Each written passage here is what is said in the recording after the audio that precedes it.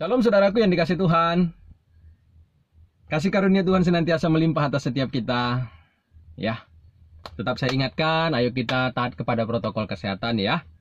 Pemerintah tidak melarang kita cari uang, tidak. Silakan berdagang, tapi pakailah masker. Ya, jangan berkerumun. Apalagi waktu berkerumun itu tidak pakai masker. Waduh, saudara, sekarang ini jumlah orang yang terkena itu sudah 1 jutaan lebih loh. Dan sudah ratusan ribu yang meninggal karena COVID. Ayolah, jangan lagi kita bandel ya, jangan lagi kita bandel. Ayo taat. Nanti pun kalau ada vaksin, ayo dipakai saja, nggak usah takut. Ya, saya berani jamin, nggak ada hubungannya dengan antikris, tidak ada hubungannya dengan tanda 666. Ya, bahkan tidak merubah diri kita nggak akan dikontrol karena banyak bukti kok. Bapak Presiden kita aja sampai sekarang aman, nggak ada hubungan, nggak ada sama sekali dia seperti zombie, katanya, seperti kabar-kabar yang beredar dahulu ya. Nggak ada, itu semuanya hanya bohong, hanya nakut-nakuti kita supaya kita menentang apa yang sebenarnya baik untuk kita. Saudara yang dikasih Tuhan, hari ini saya mau membagikan satu kebenaran firman yang terdapat di dalam Lukas 3 ayat 8 ya. Lukas 3 ayat 8 dikatakan, jadi hasilkanlah buah-buah yang sesuai dengan pertobatan. Dan janganlah berpikir dalam hatimu, Abraham adalah bapa kami. Karena aku berkata kepadamu, Allah dapat menjadikan anak-anak bagi Abraham dari batu-batu ini. Ya, jadi di sini pernyataan daripada Yohanes Pembaptis ya kepada orang-orang yang mau dibaptis oleh dia. Karena sebelumnya dia keliling ya di dalam ayat yang ketiga, maka datanglah Yohanes ke seluruh daerah Yordan dan menyerukan, bertobatlah dan berilah dirimu dibaptis dan Allah akan mengampuni dosamu. Maka berkerumun orang datang kepada dia untuk dibaptis supaya mereka diampuni dari segala dosa-dosa mereka. Ya, saudara yang dikasih Tuhan, mereka pergi kepada Yohanes. Ya, kemudian mereka dibaptis oleh Yohanes, tetapi di dalam ayat yang ke-8 Yohanes berkata, jadi hasilkanlah buah-buah yang sesuai dengan pertobatan. Sebenarnya saya mau bicara tentang konteks itu, tentang pernyataan itu. Karena ini satu pernyataan yang begitu penting, saudara. Hasilkanlah buah ya, yang sesuai dengan pertobatan. Sesuai dengan pertobatan. Buah sesuai dengan pertobatan. Ya, kalau kita melihat ini, bukti kita bertobat pasti ada buahnya. Dan buahnya itu harus pas gitu loh. Jadi tidak benar kalau kita berkata, aku udah bertobat. Aku manusia sudah bertobat. Misalkan, ya dulu kita penggosip. Lalu kita berkata, oh saya sekarang sudah bertobat. Lalu tetap menggosip. Ya itu tidak tobat sebenarnya. Nggak tobat itu. Nggak. Ya, karena orang bertobat itu, kelihatan dari kehidupannya. Artinya apa yang dulu dia lakukan yang tidak benar, ya tidak dilakukannya lagi. Itu orang bertobat. Tapi kalau tetap dilakukan, itu bukan orang bertobat. Dan itu bahkan bukan pertobatan. Makanya dengan jelas Yohanes berkata, hasilkanlah. Nah, itu berarti sesuatu yang harus keluar dari kehidupan kita. Itu sesuatu yang kita tampilkan kepada orang lain. Dulu narkobaan, nah sekarang sudah tidak. Nah itu buktinya orang berkata, wah dia sudah tobat. Dulu main-main wanita, sekarang sudah tidak. Sekarang dia main motor-motoran, nah begitu. Nah. Jadi hasilkanlah buah-buah yang sesuai. Jadi ukuran pertobatan itu kehidupan kita sesuai gitu. Kalau enggak sesuai, ya itu kita enggak bertobat. Ngomong pun kita sama orang bertobat, orang bilang, omong kosong aja kamu itu.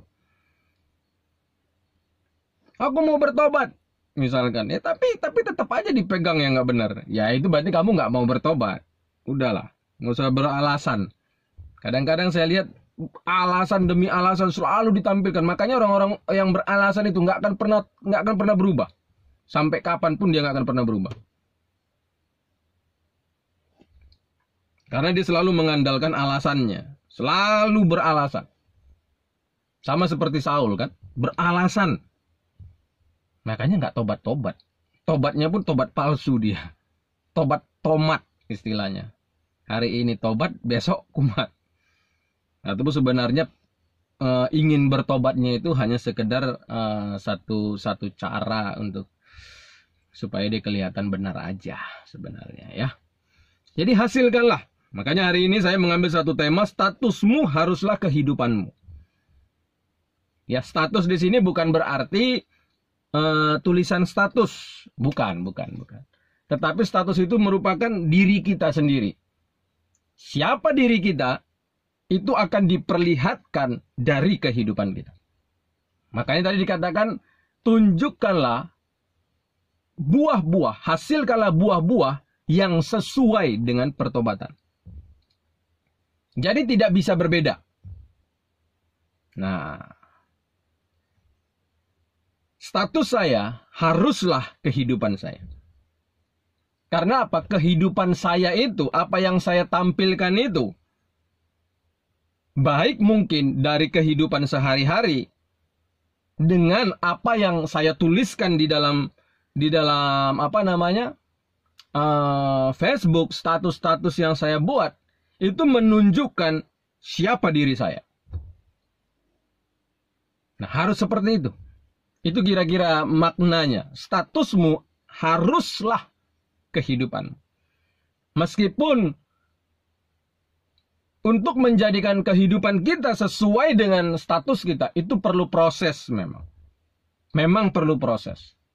Tetapi jangan juga kita selalu beralasan begini. Ya, segala sesuatu kan proses, Pak Pendeta.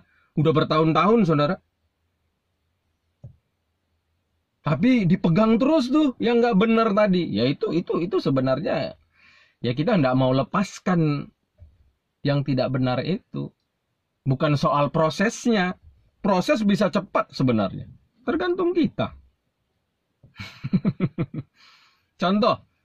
Saya tidak bisa dulu bawa sepeda motor yang pakai kopling. Ini contoh ya. Ya walaupun itu kan bukan menggambarkan dosa. Tapi paling tidak ini bisa satu gambaran yang mendekati lah. Saya tidak bisa. Kemudian dulu saya punya sepeda motor yang pakai kopling. Nah, kalau saya tidak bisa mengendarainya, maka yang lain yang akan mengendarai itu. Padahal saya berharap pada saat itu untuk saya diberikan Tuhan itu sepeda motor yang bisa di segala tempat untuk melayani, maksudnya. Nah, lalu tiba-tiba ya sepeda motor begitu yang ditawarkan. Apa yang saya lakukan? Waktu saya di kampung, saya punya teman, itu sepeda motornya kecil, tapi dia pakai kopling. Nah, disitulah saya belajar. Saya belajar. Akhirnya saya bisa. Dan pada akhirnya, saya bisa pakai itu sepeda motor yang ditawarkan kepada saya. Cepat saya bisa gunakan itu sepeda motor. Kenapa? Ya karena saya langsung belajar, saudara. Coba kalau saya berdoa lalu ya ditawarkan sepeda motor yang pakai kopling, lalu saya terus menerus tidak belajar, tidak bereaksi apa-apa ya. Lalu saya mau berkatakan ya nanti proses lah, proses, semuanya proses. Ya mau kapan gitu loh. Kita juga kalau nggak tobat-tobat kan orang lama-lama enek, saudara. Tuhan pun, ya kalau misalkan mati kita, nggak tobat, ya kan masuk neraka. Makanya pertobatan itu harus segera. Jangan pikir usiaku kan masih sekian, Pak Pendeta. Masih lama. Hati-hati loh. Jangan-jangan pas kita ngomong begitu, 5 menit kemudian ketabrak kita. Meninggal. Ya ini saya nggak nakut-nakutin, saudara. Karena kematian kita tidak pernah tahu kapan. Itu masalahnya. Makanya kita harus tobat senantiasa. Langsunglah tobat. Nah seperti saya tadi itu. Langsung saya belajar. Karena saya tahu masalah saya ada di sini nih. Saya tidak bisa pakai kopling selama ini. Nah, akhirnya saya belajar dari sepeda motor teman saya dan akhirnya saya bisa dengan cepat. Karena kan belajar itu kan nggak lama juga. Sehari 2 hari sudah bisa ya, udah bisa saya bawa kendaraan itu. Sama dengan kehidupan ini, jangan terlalu lama, jangan bilang proses. Ntar kamu mati udah nggak ada kesempatan loh. Makanya bagi saya ketika nafas ini masih ada, itu kesempatan yang Tuhan berikan kepada kita. Untuk kita berubah, menghasilkan sebuah pertobatan, menghasilkan kehidupan kita yang sesuai dengan status kita. Oke? Baik, status kita haruslah kehidupan kita.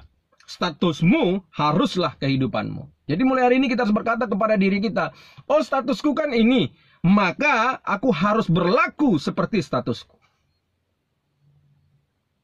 Jangan sampai kita statusnya misalkan pendeta, hari Minggu khotbah di gereja, hari lain di Panter Tuak. Lalu dilihat jemaat. Waduh, gawat itu. Yang paling gawat lagi, ternyata sama jemaat itu. Mabok di hari lain. Ya waktu kita khotbah kan, ya jemaat yang datang itu kan, sama-sama akunya kau kemarin. Di Panter Tuak sananya kita mabok gitu. Kau khotbahin pula aku, ya udah berat. Saat status kita itu tidak seperti kehidupan kita, maka akan berat loh. Berat, pasti berat. Ya. Setiap kita pasti berstatus. Pasti. Ya, status kita sebagai anak, status kita sebagai orang tua, status kita sebagai bawahan, status kita sebagai tuan, sebagai hamba, dan lain-lain, sebagai pelajar, sebagai mahasiswa. Nah, kan status semua itu. Sebagai pimpinan, semua status, pasti kita semuanya ini memiliki status.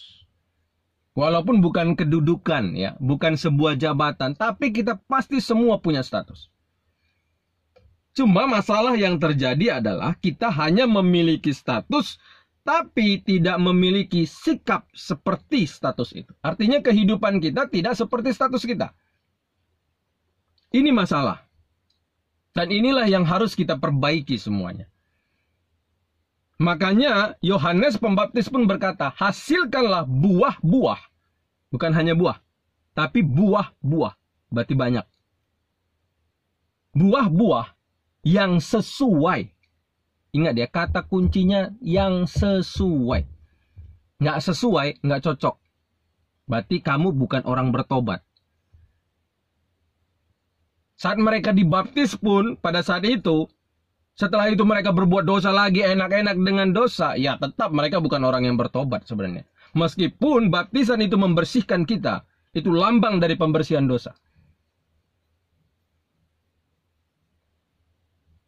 Makanya Yohanes berkata kepada orang-orang pada saat itu yang mau dibaptis, sebelumnya pun, ayo kalian semua dibaptis, supaya kalian dikuduskan, kalian diampuni Tuhan dari segala dosa-dosa kalian. Memang baptisan air itu adalah satu cara untuk membersihkan dosa.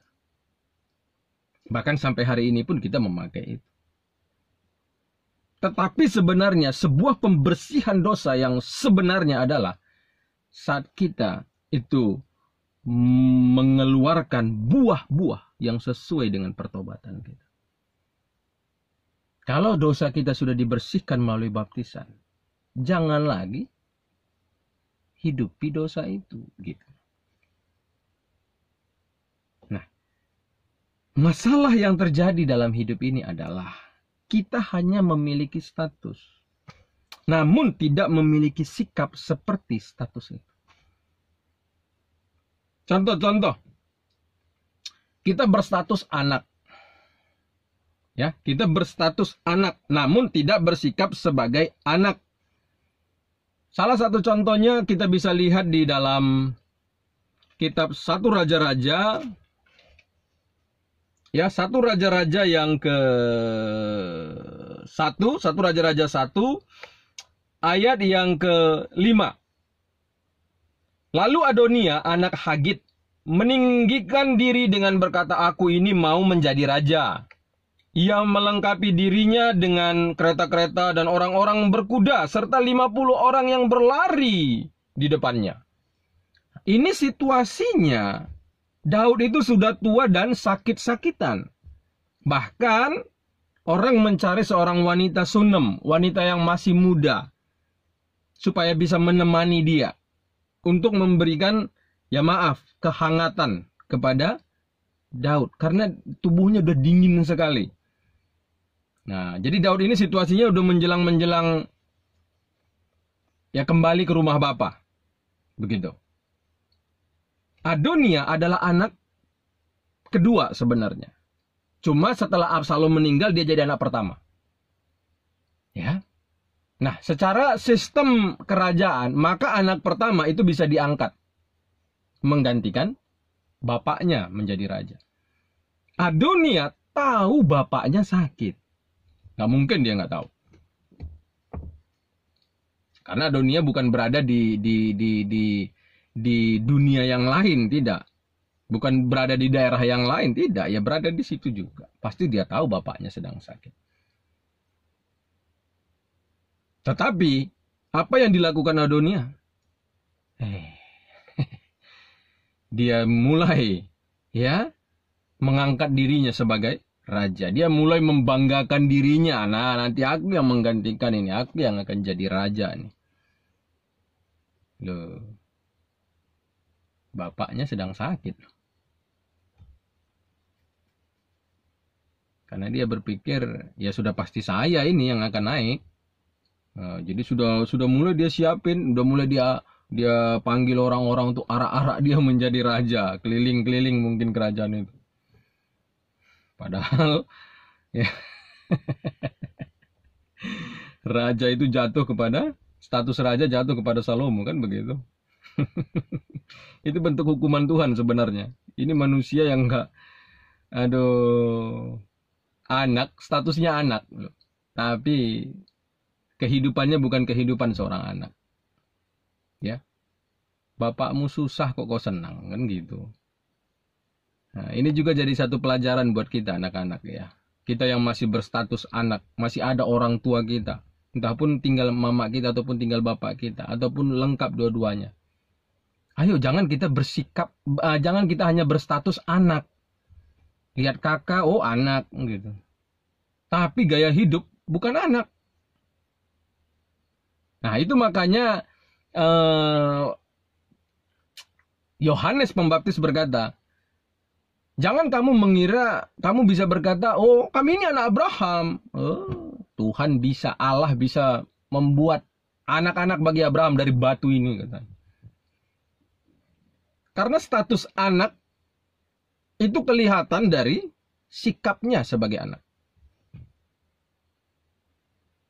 Keturunan Abraham pun itu sebenarnya adalah orang-orang, anak-anak, keturunan-keturunannya yang memiliki gaya iman seperti Abraham. Itu yang disebut sebagai keturunan Abraham. Dan orang-orang begitulah yang sebenarnya menerima janji-janji yang Allah berikan kepada Abraham. Kalau kita hanya berstatus anak, tapi bukan bersikap sebagai seorang anak, maka kita sebenarnya bukan anak. Maaf nih saya katakan. Koreksi diri kita masing-masing, ya, yang masih berstatus anak. Koreksi. Apakah saya ini hanya berstatus anak, atau sebenarnya saya memang benar-benar berperilaku sebagai seorang anak? Nah, kalau melihat konteks ini, orang yang hanya berstatus anak, bukan berperilaku sebagai seorang anak, adalah anak yang senang melihat orang tuanya susah. Daud sedang sulit, sedang mau mati, gitu loh. Sedang kedinginan, sedang sakit-sakitan. Harusnya kan dia datangin bapaknya.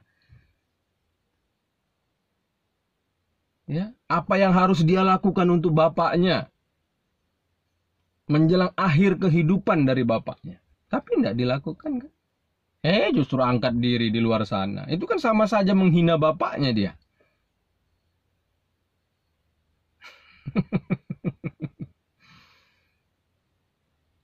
Tahu Tuhan ubah semua kan. Salomo yang naik. Dan kita tahu kisahnya selanjutnya. Dia dipenggal langsung. Hati-hati loh. Kita kalau hanya berstatus anak, tetapi bukan berkarakter sebagai anak. Hati-hati loh.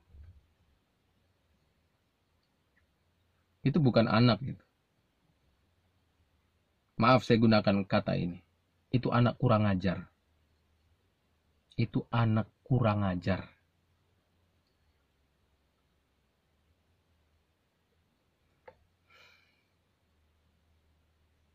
Ini salah satu contoh. Dia hanya berstatus anak, tapi dia bukan memiliki kehidupan seorang anak. Ya, hati-hati kita. Sebagai anak yang senantiasa bikin masalah aja. Bikin mumet aja kepala orang tua. Padahal orang tua kita sudah capek membesarkan kita. Ya walaupun itu kewajiban orang tua. Hati-hati loh. Adonia seperti itu pun memang ada alasannya. Karena dimanja oleh Daud dari sejak kecil. Dimanja. Salah pun dia nggak pernah ditegur. Akhirnya jadilah anak begini. Ini makanya jadi pelajaran buat orang tua. Jangan manjain anak. Sayang ya sayang, tapi kasih sayang itu pun ada pada penghukuman. Itu bentuk kasih sayang. Jangan kasih sayang kita salah loh kepada anak-anak. Saya punya ponakan, saya marahin. Salah dia, saya marahin. Sampai dia berkata, Pak Tengah marah karena sayang sama kami. Ngerti dia. Nggak usah dimanja anak. Itu akan jadi bumerang. Akan jadi jadi sumber masalah itu. Kalau dimanja-manja. Besar dia nanti, tumbuh jadi orang bermasalah. Bahkan dia akan menganggap apa yang dia lakukan nggak betul sebenarnya. Tapi dia menganggap, oh ini benar. Orang, ya gimana ya dia merasa nggak benar. Coba seperti Adonia begini. Bagaimana dia merasa dirinya nggak benar pada saat itu. Orang selama ini juga bapaknya menganggap segala sesuatu yang tidak benar yang dia lakukan adalah benar. Karena pembelaan si Daud. Nah ini satu contoh, satu kesalahan yang pernah dilakukan Daud dalam berumah tangga. Ya. Makanya jangan manjakan anak saudara. Saat dia salah, ya dia memang orang yang bersalah. Harus begitu, dihukum aja. Bahkan ketika dia ingin bertindak sesuatu yang kita tahu itu akan menghasilkan masalah, dicegah saja. Berikan tindakan tegas saja. Daripada gara-gara dia, masalah justru muncul. Alkitab mencatat, orang tua itu kalau mengasihi anak, dia akan memberikan rotan kepada anaknya. Bukan, oh sayang, nggak apa-apa bikin salah di sana, oh udah nggak apa-apa dibelain. Orang yang terkena dampak dari anak kita ya justru kita marah-marahin. Coba kita merasa itu kasih sayang, padahal itu sebenarnya pembunuhan terhadap karakter anak. Ya, itu dia. Berstatus. Lalu yang kedua berstatus hamba. Namun melayani saja banyak tuntutan. Nah itu. Tapi hamba. Ya kan melayani gitu. Berkata aku hamba Tuhan. Hamba Tuhan. Tapi ya nanti siapkan ini ya. Oh saya maunya naik ini ya. Oh PK pun udah sekian gitu. Itu bukan hamba bos. Itu tuan. Nah, makanya banyak saya lihat hanya statusnya saja hamba. Tapi kehidupannya bukan sesuai statusnya. Itu contoh kedua. Berstatus hamba. Hamba Tuhan. Hamba Tuhan. Tapi bukan hamba kamu. Gitu kan. Padahal hamba Tuhan itu ya hamba orang juga. Makanya kan Paulus berkata apa? Aku menjadi hamba bagi semua orang.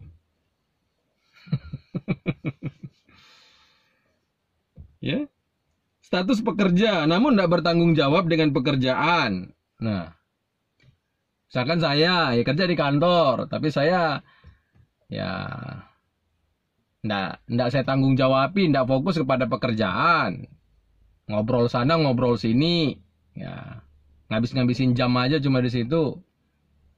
Ya itu saya hanya berstatus bekerja, tapi saya tidak menunjukkan sebagai seorang pekerja. Dan banyak sebenarnya contoh-contoh lainnya. Berstatus menikah. Ya kan? Nikah itu kan sebuah status juga. Tapi kehidupan seperti tidak orang yang sudah menikah. Banyak kan yang begitu. Makanya istilah saya itu sering belum pantas sebenarnya menikah, ya tapi udah menikah dia. Nah, kan berat.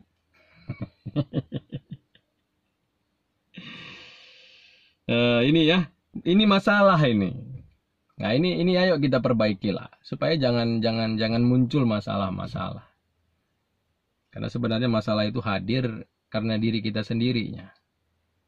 Ya, status saja, tetapi bukan kehidupan.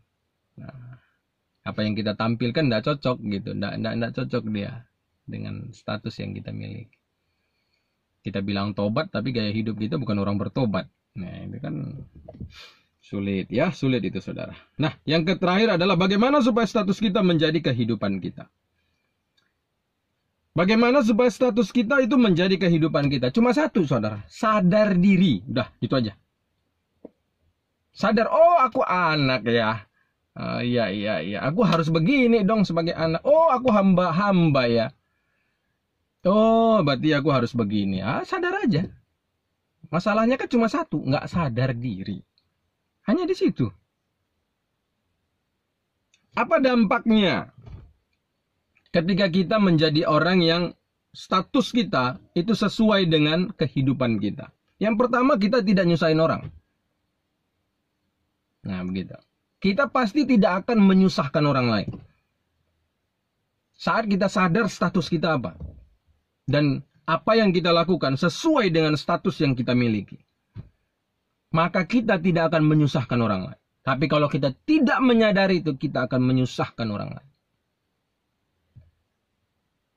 Yang kedua, kita hidup berkenan. Yusuf itu bertanggung jawab atas pekerjaannya. Daniel itu bertanggung jawab dalam tugasnya. Itulah kenapa Daniel ingin diangkat lebih tinggi lagi oleh Raja Darius. Yusuf kita lihat, diberi tanggung jawab, mau itu sebagai hamba, mau itu di dalam penjara, dia tetap kerjakan dengan penuh tanggung jawab. Dan itu menjadi dasar Allah berkenan kepada dia. Dan itulah yang membuat dia menjadi orang nomor 2 di Mesir, saudara.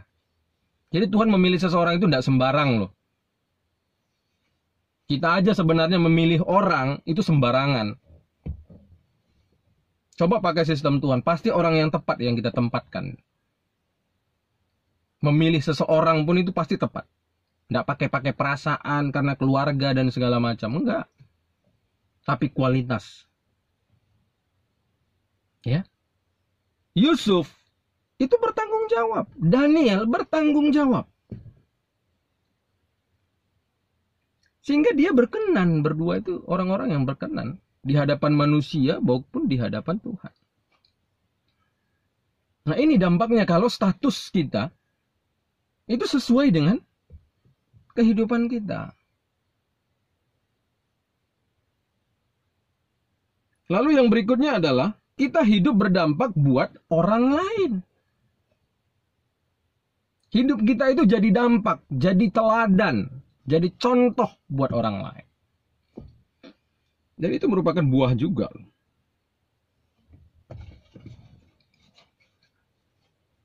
Seperti saya ceritakan tadi, ya kita pendeta, khotbah hari Minggu, tapi di hari lain kita di Pantar Tua. Nah, gimana kita mau jadi dampak bagi orang lain? Saat kita khotbah pun orang akan, kamu sama-sama mabuk juga kita kemarin, kan gitu. Ya. Karena apa? Tidak menunjukkan status itu sesuai dengan kehidupan. Nah, coba tunjukkan itu. Maka kita akan menjadi dampak yang positif. Karena penginjilan itu bukan mulut, saudara, sebenarnya. Kehidupan kita. Ya. Penginjilan paling sukses itu adalah kehidupan kita. Kenapa? Karena Yesus itu bukan hanya bicara kepada para murid. Bukan hanya ngajar kepada banyak orang. tapi dia pelakunya. Dia berikan bukti nyatanya. Mari kita juga semua seperti itu. Ya, kalau kita anak, ayo berperilaku sebagai seorang anak yang benar ya. Karena ketika sikap kita benar, itu menunjukkan kita itu anak.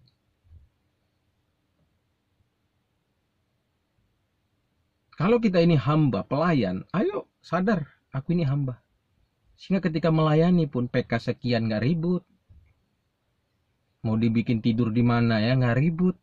Ya kalau kita punya uang sendiri, ya kita mau tidur di hotel ya silahkan. Gak usah nyusahin gereja itu.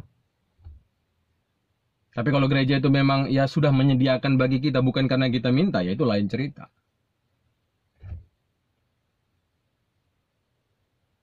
Apapun akomodasi yang diberikan ya terima saja. Orang hamba kok. Gereja kecilkah dia, jemaatnya hanya beberapa, ya datanglah ke sana. Ya kamu kan hamba, kita kan hamba. Bukan sesuatu yang wow yang kita kejar. Ya, tunjukkan, jangan hanya status loh. Banyak kita ini status doang. Sebenarnya omong kosong aja status kita. Ya, kalau kita pekerja di kantor, ayo tunjukkan kerja yang benar. Nggak usah yang lain-lain dikerjain. Fokus pada pekerjaan. Tanggung jawab dengan gaji itu. Saya selalu begitu. Sekian gajiku dikasih.